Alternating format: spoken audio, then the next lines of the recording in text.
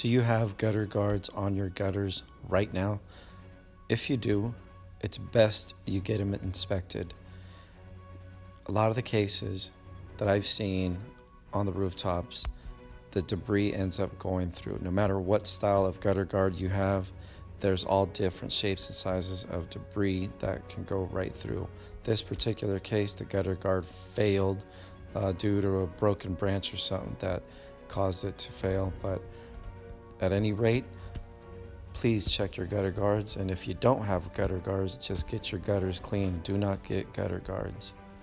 Call 650-222-5308 and call for an estimate. Ask for Jose with Maintenance Agents.